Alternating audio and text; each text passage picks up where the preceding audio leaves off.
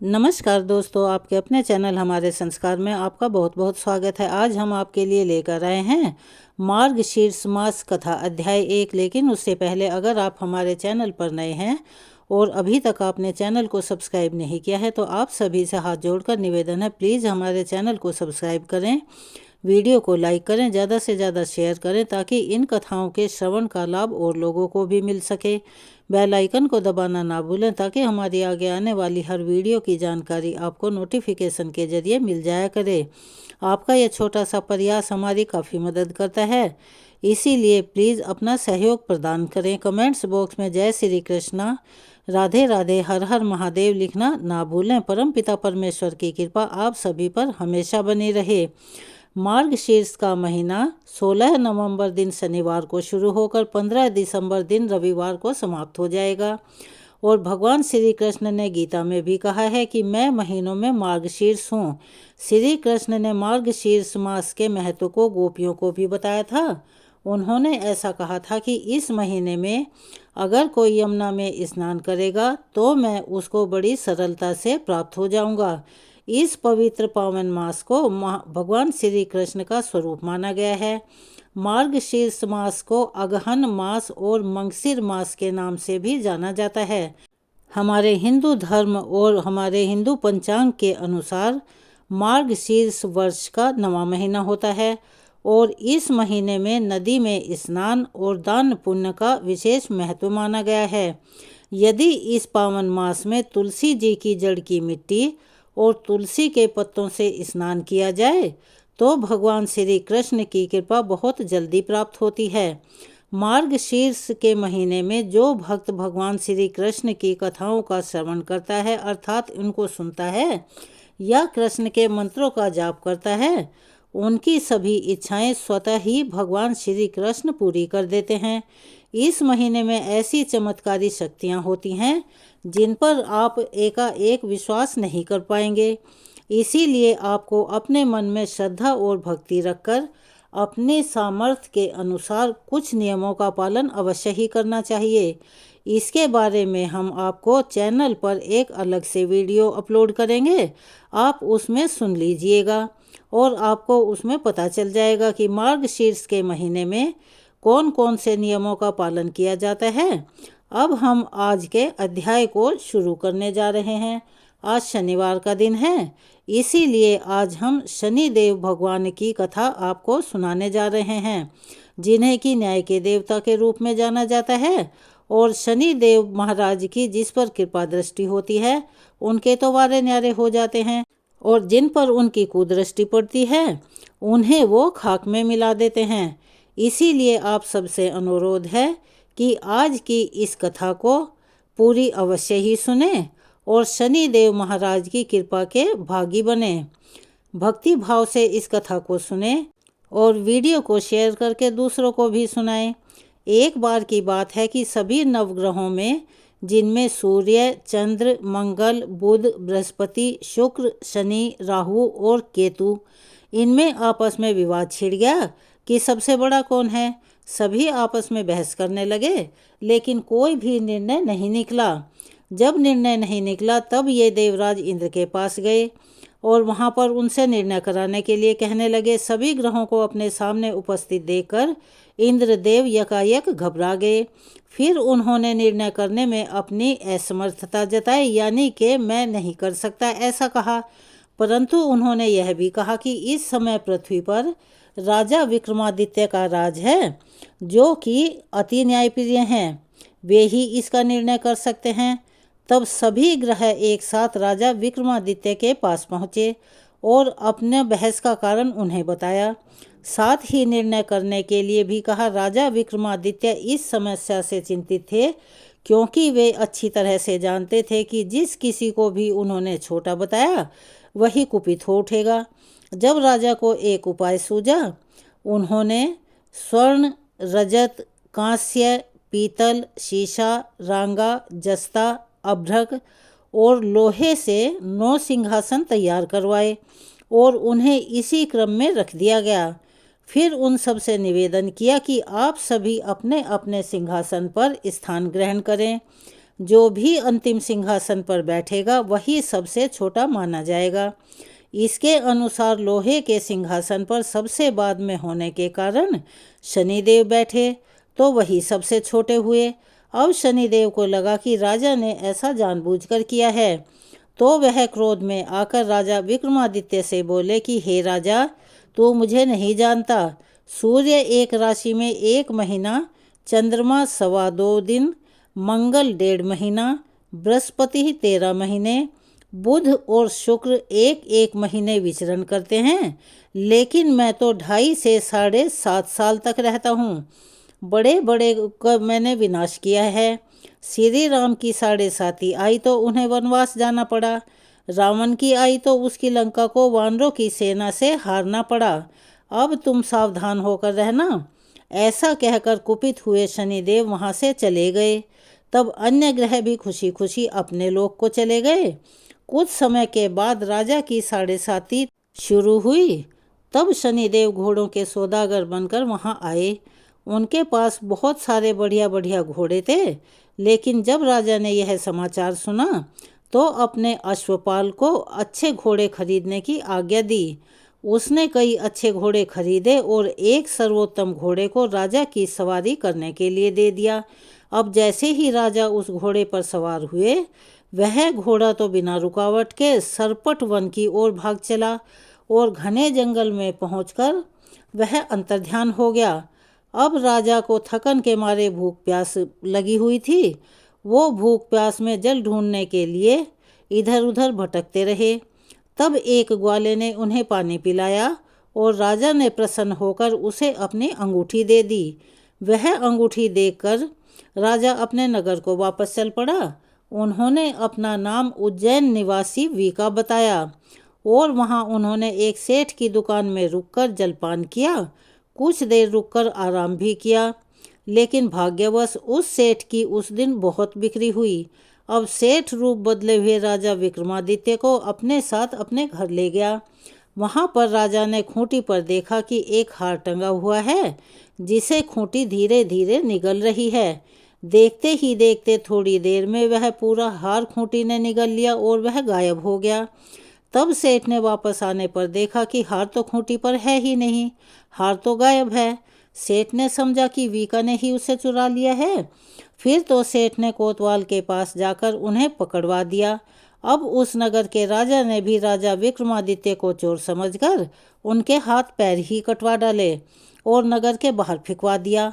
वहाँ से एक तेली निकल रहा था, जिसे उसकी ऐसी हालत देख कर के उस पर दया आई और उसने वीका को अपनी गाड़ी में बिठा लिया। वह अपनी जीभ से बैलों को हाँकने लगा, क्योंकि जीभ तो काम कर रही थी। उस समय तक राजा की शनि दशा समाप्त हो चुकी थी। वर्षा ऋतु आ गई। वर्षा ऋतु आने पर राजा मल्हार गाने लगे। राजा जिस नगर में थे वहाँ की राजकुमारी मनभावनी को उनका गाना इतना पसंद आया कि उसने मन ही मन यह प्रण कर लिया कि वह उस राग गाने वाले से ही शादी करेगी। राजकुमारी ने दासी को राग गाने वाले को ढूंढने के लिए भेजा। तब दासी ने आकर बताया कि वह तो एक चौरंग अथवा अपाहिज है, लेकिन राजकुमारी नहीं मानी। अगले ही दिन वह अन्न जल त्याग कर अनशन पर बैठ गई कि विवाह करेगी तो उसी के साथ करेगी। सबने बहुत समझाया, लेकिन समझाने पर भी जब राजकुमारी टस से मस नहीं हुई तो राजा ने मजबूर होकर उस तेली को महल में बुलवा भेजा और विवाह की तैयारी करने को कहा। फिर तो उसका विवाह राजकुमारी से हो गया। एक दिन स्वप्न में सोते हुए शनिदेव ने राजा को दर्शन दिए और कहा कि राजन, देखा तुमने, मुझे छोटा बनाकर तुमने कितना दुख झेला। तब राजा ने हाथ जोड़े और उनसे क्षमा मांगी और प्रार्थना करते हुए कहा कि हे शनिदेव, जैसा दुख आपने मुझे दिया किसी और को मत देना। तब शनिदेव मान गए और प्रसन्न हो गए और कहा कि जो मेरी कथा और व्रत करेगा उसे मेरी दशा में कभी भी कोई दुख नहीं होगा, क्योंकि ये दशाएं आती तो सभी पर हैं। जो व्यक्ति रोज मेरा ध्यान करेगा, चींटियों को आटा डालेगा, उसकी भी सभी मनोकामनाएं मेरी कृपा से पूर्ण होंगी। और ऐसा कहकर शनिदेव ने राजा को हाथ और पैर वापस कर दिए। इधर प्रातःकाल आंख खुलने पर राजकुमारी ने देखा तो उसे बड़ा आश्चर्य हुआ। तब वीका अर्थात राजा विक्रमादित्य ने राजकुमारी को बताया कि वह उज्जैन के राजा विक्रमादित्य हैं। जानकर सभी अत्यंत प्रसन्न हुए। सेठ ने जब सुना तो वह राजा के पैरों में गिरकर क्षमा मांगने लगा। राजा ने कहा कि यह तो शनिदेव का कोप था, इसमें किसी का भी दोष नहीं है, ना तुम्हारा ना मेरा। सेठ ने फिर भी निवेदन किया कि राजन, मुझे शांति तभी मिलेगी जब आप मेरे घर चलकर भोजन करेंगे। तब सेठ ने अपने घर तरह तरह के व्यंजनों से राजा का सत्कार किया। सभी ने देखा कि जो खूंटी हार निगल गई थी वही अब उसे उगल रही थी। सेठ ने अनेक मोहरे राजा को उपहार स्वरूप देकर राजा का धन्यवाद किया। इसके बाद राजा रानी को लेकर अपने राज्य में वापस लौट आए, जहाँ पर उनका खूब धूमधाम से स्वागत किया गया। राजा विक्रमादित्य ने कहा कि उन्होंने शनिदेव को छोटा बताया था, लेकिन वे तो सर्वश्रेष्ठ हैं। तब से राजा विक्रमादित्य के राज में शनिदेव की पूजा और कथा रोज होने लगी। तो चलिए एक बार प्यार से बोलिए, शनिदेव महाराज की जय। मार्गशीर्ष का महीना शनिवार से शुरू हुआ है, इसीलिए हमने शनिदेव महाराज की कथा आपको सुनाई। अब मार्गशीर्ष के इस महीने के महात्म्य की कथा सुनाना शुरू करते हैं। यह कहानी भगवान श्री कृष्ण और उनके बाल सखा सुदामा की है, जो कि उनके परम मित्र थे। एक बार श्री कृष्ण से सुदामा ने पूछा, मैं आपकी माया के दर्शन करना चाहता हूँ कि कैसी होती है। श्री कृष्ण ने सुदामा को बहुत टालना चाहा, लेकिन जब सुदामा जिद करने लगे तब श्री कृष्ण कहने लगे, अच्छा चलो कोई बात नहीं, कभी वक्त आएगा तो जरूर बताऊंगा। फिर एक दिन कृष्ण ने सुदामा से कहा कि सुदामा, आओ गोमती में स्नान करने चलते हैं। अब दोनों गोमती नदी के तट पर गए, वस्त्र उतारे और दोनों नदी में नहाने के लिए उतर गए। श्री कृष्ण तो स्नान करके वापस तट पर लौट आए और पीतांबर पहनने लगे। उधर सुदामा ने देखा कि कृष्ण तो तट पर चले गए हैं, मैं एक और डुबकी लगा लेता हूँ। और जैसे ही सुदामा ने एक डुबकी और लगाई, सुदामा को ऐसा लगा मानो गोमती में बाढ़ आ गई हो और वह उसी में बहे जा रहे हों। सुदामा जैसे जैसे घाट के किनारे रुके, घाट पर चढ़े और वहाँ घूमने लगे। घूमते घूमते गांव के पास आ गए और वहाँ एक हथिनी ने उनके गले में फूलमाला पहना दी। सुदामा बड़े हैरान हो गए और वहाँ लोग इकट्ठा हो गए।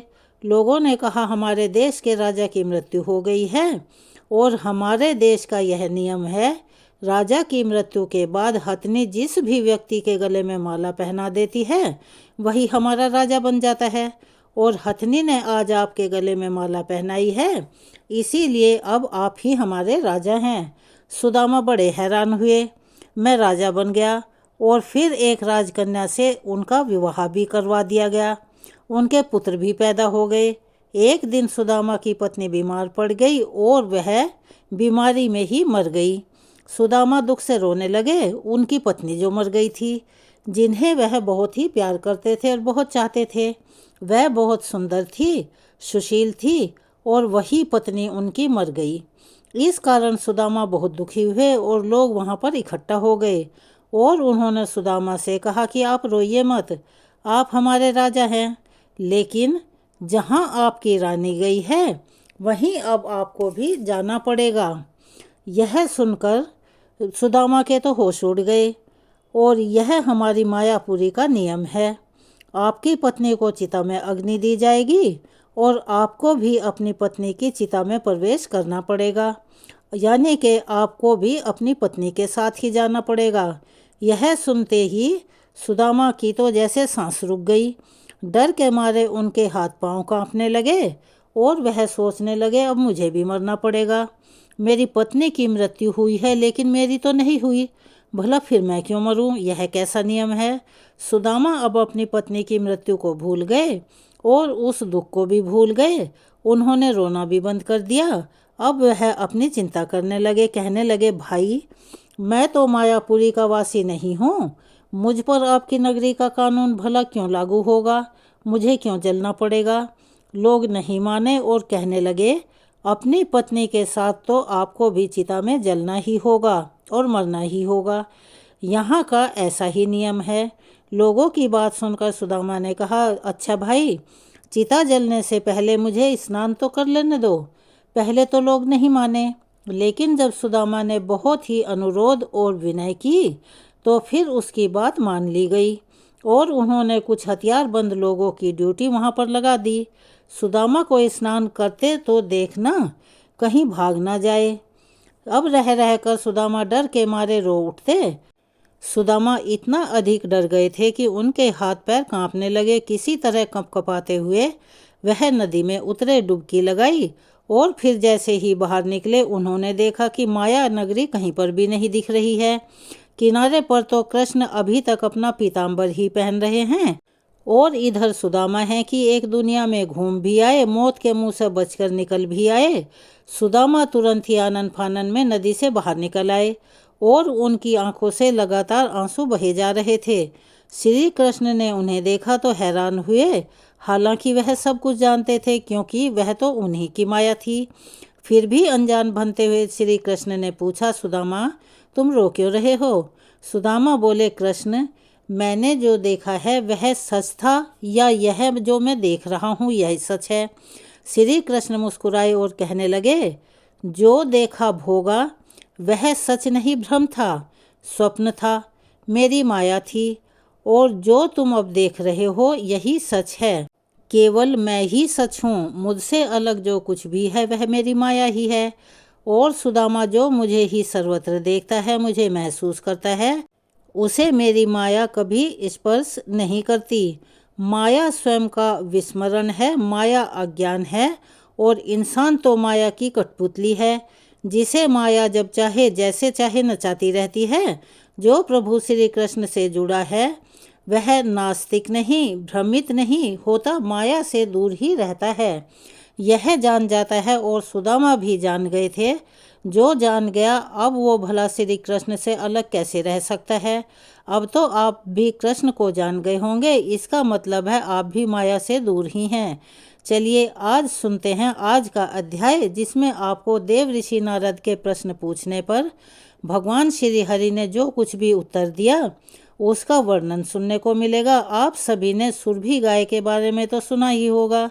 सुरभि गाय के बारे में विस्तार पूर्वक जानने के लिए हम जो आपको बताने जा रहे हैं उसे ध्यानपूर्वक सुनिएगा। आज का अध्याय, जिसमें एक बार देव ऋषि नारद ने मुनि नारायण से पूछा कि हे प्रभु, यह सुरभि देवी कौन थी जो गोलोक से आई थी? मैं उनके जन्म और चरित्र के बारे में सुनना चाहता हूँ। तब भगवान नारायण बोले, हे नारद, देवी सुरभि गोलोक में प्रकट हुई। वह गौओं की अधिष्ठात्री देवी, गौओं की आदि, गौओं की जननी और संपूर्ण गौओं में प्रमुख है। हे मुने, मैं सबसे पहले सृष्टि का प्रसंग सुना रहा हूँ। उसके अनुसार पूर्व काल में वृंदावन में उस सुरभि का ही जन्म हुआ था। एक समय की बात है, गोपांगनाओं से घिरे हुए राधापति भगवान श्री कृष्ण कौतूहलवश श्री राधा के साथ वृंदावन में गए। वहाँ वे विहार करने लगे। उस समय कौतूहलवश उन स्वेच्छामयी प्रभु के मन में सहसा दूध पीने की इच्छा उत्पन्न हुई। तब श्री कृष्ण भगवान ने अपने वाम पार्श्व से लीला पूर्वक सुरभि गौ को प्रकट किया। उसके साथ बछड़ा भी था। वह दूध देने वाली गाय थी। उसके संवत्सा गौ को सामने देखकर सुदामा ने एक रत्नमयी पात्र में उसका दूध दूह लिया। वह दूध अमृत से भी अधिक मधुर और जन्म और मृत्यु को दूर करने वाला था। स्वयं गोपीपति भगवान श्री कृष्ण ने उसे गरम गरम स्वादिष्ट दूध को पिया और फिर हाथ से छूटकर वह पात्र धरती पर गिर पड़ा और दूध पूरी धरती पर फैल गया। उस दूध से वहाँ सहसा एक सरोवर बन गया। उसकी लंबाई और चौड़ाई सब ओर से 100 योजन थी। गोलोक में वह सरोवर क्षीर सरोवर के नाम से प्रसिद्ध हुआ। गोपिका और श्री राधा के लिए वह क्रीड़ा सरोवर बन गया। भगवान की इच्छा से उस क्रीड़ावापी के घाट तत्काल अमूल्य दिव्य रत्नों द्वारा निर्मित हो गए। उसी समय अकस्मात असंख्य कामधेनु वहाँ प्रकट हो गई। जितनी वे गौएं थी उतने ही बछड़े भी उनके साथ सुरभि गाय के रोमकूप से निकल आए और फिर उन गौओं के बहुत से पुत्र पौत्र भी हुए, जिनकी संख्या गिनी ही नहीं जा सकती। इस प्रकार उस सुरभि देवी से गौओं की सृष्टि कही गई है, जिससे संपूर्ण जगत व्याप्त है। हे मुने, पूर्व काल में भगवान श्री कृष्ण ने देवी सुरभि की पूजा की थी। तत्पश्चात त्रिलोकी में उस देवी की दुर्लभ पूजा का प्रचार हो गया। दीपावली के दूसरे दिन भगवान श्री कृष्ण की आज्ञा से देवी सुरभि की पूजा संपन्न हुई थी। यह प्रसंग मैं अपने पिता धर्म के मुख से सुन चुका हूँ। हे महाभाग्य, देवी सुरभि का ध्यान स्तोत्र और पूजा की विधि का वेदोक्त क्रम में तुमसे कहता हूँ। ध्यानपूर्वक सुनो। ओम सुरभ्ये नमः। यह सुरभि देवी का षडाक्षर मंत्र है। 1,00,000 जप करने पर, यह मंत्र सिद्ध होने पर भक्तों के लिए कल्प वृक्ष का काम करता है। ध्यान और पूजन यजुर्वेद में सम्यक रूप से वर्णित है, जो रिद्धि, वृद्धि, सिद्धि, मुक्ति, संपूर्ण कामनाओं को देने वाला है। जो लक्ष्मी स्वरूपा श्री राधा की सहचरी, गौओं की अधिष्ठात्री, गौओं की आदिजननी, पवित्र रूपा, पूजनीय, भक्तों की समग्र मनोरथों को सिद्ध करने वाली है और जिनसे यह सारा विश्व पावन बना है, उन भगवती सुरभि की मैं उपासना करता हूँ। कलश, गाय के मस्तक, गौओं को बांधने के खूंटे, शालिग्राम की मूर्ति, जल अथवा अग्नि में देवी सुरभि की भावना करके ब्राह्मणों को इनकी पूजा करनी चाहिए। जो भी भक्त दीपमालिका अर्थात दिवाली के दूसरे दिन पूर्व काल में भक्ति पूर्वक भगवती सुरभि की पूजा करेगा, वह जगत में पूज्य हो जाएगा। एक बार की बात है, 12 कल्प में देवी सुरभि ने दूध देना बंद कर दिया। उस समय त्रिलोकी में दूध का अभाव हो गया था। तब देवता अत्यंत चिंतित होकर ब्रह्मलोक में चले गए और ब्रह्मा जी की स्तुति करने लगे। फिर ब्रह्मा जी की आज्ञा पाकर इंद्र ने देवी सुरभि की स्तुति आरंभ कर दी। देवराज इंद्र ने कहा, देवी और महादेवी सुरभि को हमारा बारंबार नमस्कार है। आप गौओं की बीज स्वरूपा हो, आपको नमस्कार है। आप श्री राधा को प्रिय हो, आपको नमस्कार है। आप लक्ष्मी की अंशभूता हो, आपको बारंबार नमस्कार है। श्री कृष्ण की प्रिया को नमस्कार है। गौओं की माता को बार बार नमस्कार है, जो सबके लिए कल्प वृक्ष स्वरूप तथा स्त्री धन और वृद्धि प्रदान करने वाली है। उन भगवती सुरभि को बारंबार नमस्कार है। शुभदा, प्रसन्ना और गौ प्रदायिनी सुरभि देवी को बारंबार नमस्कार है। यश और कीर्ति प्रदान करने वाली धर्मज्ञा देवी को बार बार नमस्कार है। इस प्रकार स्तुति सुनते ही सनातनी जगत जननी भगवती सुरभि संतुष्ट और प्रसन्न होकर उस ब्रह्मलोक में ही प्रकट हो गई। देवराज इंद्र को परम दुर्लभ मनोवांछित वर देकर वे फिर से गोलोक को चली गई। देवता भी अपने अपने स्थान को चले गए। नारद, फिर तो सारा विश्व सहसा दूध से भर गया। दूध से घी बना, घी से यज्ञ संपन्न होने लगे, जिससे देवता संतुष्ट हुए। जो मनुष्य इस महान पवित्र स्तोत्र का भक्ति पूर्वक पाठ करेगा, वह गोधन से संपन्न प्रचुर संपत्ति वाला परम यशस्वी और पुत्रवान हो जाएगा। उसे संपूर्ण तीर्थों में स्नान करने और अखिल यज्ञों में दीक्षित होने का फल भी सहजता से प्राप्त होगा। ऐसा पुरुष इस लोक में सुख भोग कर अंत में भगवान श्री कृष्ण के धाम में चला जाता है। चिरकाल तक वहां रहकर भगवान की सेवा करता रहता है। नारद, उसे पुनः इस संसार में नहीं आना पड़ता। देवऋषि नारद फिर बोले, भगवान नारायण के ध्यान में तत्पर रहने वाले महाभाग मुनिवर नारायण, आप नारायण के ही अंश हैं। इसीलिए हे भगवान, आप नारायण से संबंध रखने वाली कथा कहिए। सुरभि का उपाख्यान अत्यंत मनोहर है, उसे मैंने सुन लिया। वह समस्त पुराणों में गोपनीय कहा गया है। पुराण वेताओं ने उसकी बड़ी प्रशंसा की है। अब मैं श्री राधा का परम उत्तम व्याख्यान सुनना चाहता हूँ। उनके प्रादुर्भाव के प्रसंग और उनके ध्यान स्तोत्र और उत्तम कवच को भी सुनने की मेरी प्रबल इच्छा है। इसीलिए आप इन सब का वर्णन कीजिए। मुनिवर श्री नारायण कहने लगे, हे देव ऋषि, पूर्व काल की बात है, कैलाश शिखर पर सनातन भगवान शंकर, जो सर्वव्यापी स्वरूप सबसे श्रेष्ठ सिद्धों के स्वामी और सिद्धदाता बैठे हुए थे। मुनि लोग भी उनकी स्तुति करके उनके पास ही विराजमान थे। भगवान शिव का मुखारविंद प्रसन्नता से खिला हुआ था। उनके अधरों पर मंद मुस्कान की छटा छाई हुई थी। वे कुमार को परमात्मा श्री कृष्ण के रास उत्सव का सरल व्याख्यान सुना रहे थे। उस प्रसंग के श्रवण में कुमार की बड़ी रुचि थी। रास मंडल का वर्णन चल रहा था। जब इस व्याख्यान की समाप्ति हुई और अपनी बात प्रस्तुत करने का समय आया, उस समय सती साध्वी पार्वती जी मंद मुस्कान के साथ अपने प्राण वल्लभ के सामने अपना प्रश्न उपस्थित करने को तैयार हुई। पहले तो वे डरती हुई सी अपने स्वामी की स्तुति करने लगी। फिर जब प्राणेश्वर ने मधुर वचनों के द्वारा उन्हें प्रसन्न किया, तब वे देवेश्वरी महादेवी उमा महादेवी जी के सामने अपूर्व राधिकोक्त व्याख्यान सुनाने के लिए अनुरोध करने लगी, जो कि पुराणों में भी परम दुर्लभ है।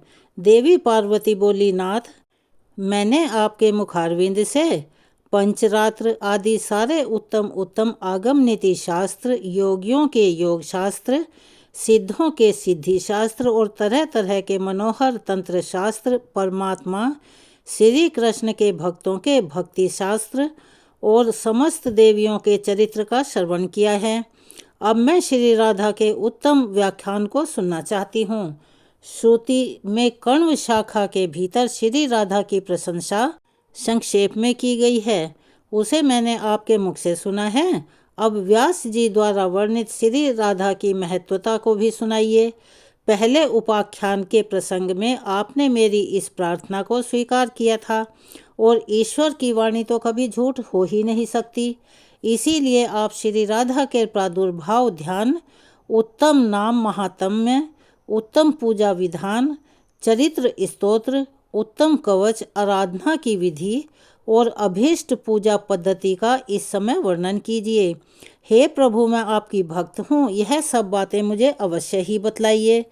साथ ही इस बात पर भी प्रकाश डालिएगा कि आपने आगमाख्यान से पहले ही इस प्रसंग का वर्णन क्यों नहीं किया था। देवी पार्वती के उपर्युक्त वचन सुनकर भगवान पंचमुख शिव ने अपना मस्तक नीचे कर लिया।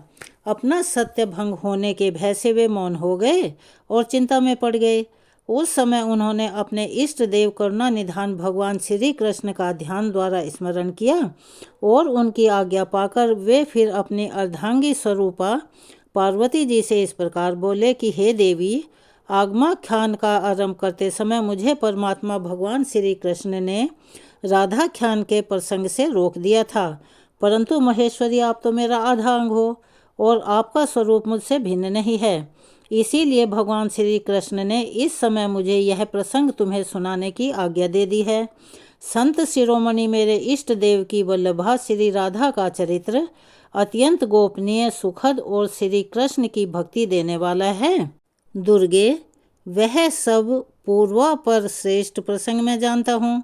मैं जिस रहस्य को जानता हूँ उसे ब्रह्मा जी तथा नागराज शेष भी नहीं जानते। सनत कुमार, सनातन देवता, धर्म, देवेंद्र, मुनेन्द्र, सिद्धेंद्र और सिद्ध पुरंग भी उसका ज्ञान नहीं जानते। हे सुरेश्वरी, आप मुझसे भी बलवती हो, क्योंकि इस प्रसंग को ना सुनाने पर अपने प्राणों का परित्याग कर देने पर तत्पर जो हो गई थी। इसीलिए अब मैं इस गोपनीय विषय को भी आपसे कहता हूँ। हे दुर्गे, यह परम अद्भुत रहस्य है। मैं इसका कुछ वर्णन करता हूँ, सुनो। श्री राधा का चरित्र अत्यंत पूर्णदायक और दुर्लभ है। एक समय रासेश्वरी श्री राधा जी श्याम सुंदर श्री कृष्ण से मिलने को तत्पर हुई। उस समय वे रत्नमयी सिंहासन पर अमूल्य रत्न मणियों से विभूषित होकर बैठी हुई थी। अग्नि शुद्ध दिव्य वस्त्र उनके श्री अंगों की शोभा बढ़ा रहे थे। उनकी मनोहर अंग कांति करोड़ों पूर्ण चंद्रमाओं को भी लज्जित कर रही थी। उनकी प्रभा तपाए हुए सोने के समान जान पड़ती थी और वे अपने ही दीप्ति से चमक रही थी। शुद्ध स्वरूपा श्री राधा के होठों पर मंद मंद मुस्कान खेल रही थी। उनकी दंत पंक्ति बड़ी ही सुंदर थी और उनका मुख शरद काल के प्रफुल्ल कमलों की शोभा को भी तिरस्कृत कर रहा था, अर्थात उन्हें मात दे रहा था।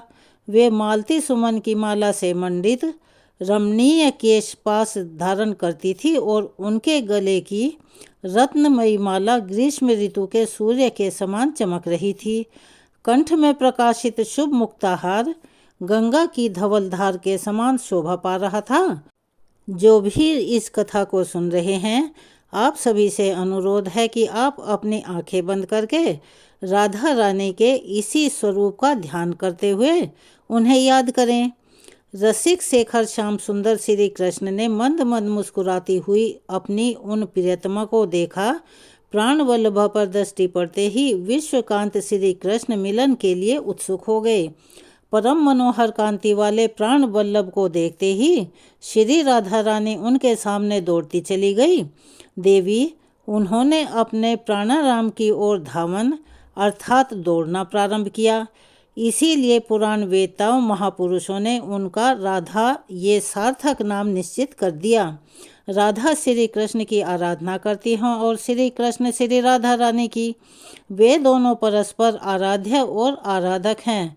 संतों का ऐसा मानना और कहना है कि अगर देखा जाए तो उनमें सभी प्रकार से पूर्णतः समता है। वे दोनों एक ही हैं। महेश्वरी, मेरे ईश्वर श्री कृष्ण रास में प्रिया जी के दौड़ने वाले कर्म का स्मरण करते हैं, इसीलिए वे उन्हें राधा कहते हैं, ऐसा मेरा मानना है। दुर्गे, भक्त पुरुष रा शब्द के उच्चारण मात्र से परम दुर्लभ मुक्ति को पा लेता है और धा शब्द के उच्चारण से वह निश्चय ही श्री हरि के चरणों में दौड़कर पहुंच जाता है। रा का अर्थ है पाना और धा का अर्थ है निर्वाण अर्थात मोक्ष। भक्त जन उनसे निर्वाण मुक्ति पा लेता है, इसीलिए उन्हें राधा कहा गया है। श्री राधा के रोमकूपों से गोपियों का समुदाय प्रकट हुआ है और श्री कृष्ण के रोमकूपों से संपूर्ण गोपों अर्थात ग्वालों का प्राकट्य हुआ है। श्री राधा के बाएं भाग से महालक्ष्मी जी का प्राकट्य हुआ है। वे ही शस्य की अधिष्ठात्री देवी और ग्रह लक्ष्मी के रूप में भी प्रकट हुई हैं। देवी महालक्ष्मी चतुर्भुज विष्णु जी की पत्नी हैं और बैकुंठ धाम में वास करती हैं। राजा को संपत्ति देने वाली राजलक्ष्मी भी उन्हीं की अंशभूता है। राजलक्ष्मी की अंशभूता मत्स्य लक्ष्मी है, जो गृहस्थों के घर में वास करती हैं। वे ही शस्य अधिष्ठात्री देवी हैं और वे ही ग्रह देवी हैं। स्वयं श्री राधा श्री कृष्ण की प्रियतमा हैं और श्री कृष्ण के ही वक्ष स्थल में वास किया करती हैं अर्थात उनके दिल में रहती हैं। वे उन परमात्मा श्री कृष्ण के प्राणों की अधिष्ठात्री देवी हैं। देवी ब्रह्मा जी से लेकर तृण अथवा तिनका कीट पर्यंत संपूर्ण जगत मिथ्या ही है। केवल त्रिगुणातीत ब्रह्म परमात्मा श्री राधा वल्लभ श्री कृष्ण ही परम सत्य हैं। इसीलिए तुम उन्हीं की आराधना करो। वे सबसे पहले प्रधान परमात्मा परमेश्वर सभी के आदि कारण और प्रकृति से परि विराजमान हैं। उनका नित्य रूप स्वेच्छामयी है। वे अपने भक्तों पर अनुग्रह करने के लिए ही अलग अलग शरीर धारण करते हैं। श्री कृष्ण से भिन्न जो दूसरे दूसरे देवता हैं, उनका रूप प्राकृतिक तत्वों से ही गठित है। कल की हम अपनी आने वाली वीडियो में श्री राधा की कहानी सुनाएंगे। उसकी एक छोटी सी झलकी हम आपको यहाँ बता रहे हैं। श्री राधा श्री कृष्ण को प्राणों से भी अधिक प्रिय हैं। वे परम सौभाग्यशालिनी हैं। एक बार सुदामा के श्राप से देवी श्री राधा को गोलोक से इस भूतल पर आना पड़ा था। उस समय वे वृषभानु गोप के घर में अवतरित हुई थी अर्थात उनका जन्म हुआ था। उनकी माता का नाम कलावती था। आज के अध्याय को हम यहीं विराम देते हैं। अगर आप हमारे चैनल पर नए हैं और अभी तक आपने चैनल को सब्सक्राइब नहीं किया है तो आप सभी से निवेदन है, प्लीज़ हमारे चैनल को सब्सक्राइब करें, वीडियो को लाइक करें, ज़्यादा से ज़्यादा शेयर करें ताकि इन कथाओं के श्रवण का लाभ और लोगों को भी मिल सके। बेल आइकन को दबाना ना भूलें ताकि हमारी आगे आने वाली हर वीडियो की जानकारी आपको नोटिफिकेशन के जरिए मिल जाया करे। कमेंट्स बॉक्स में जय श्री कृष्ण, राधे राधे, हर हर महादेव लिखना ना भूलें। अपना सहयोग और प्यार हमें ऐसे ही प्रदान करते रहें। धन्यवाद।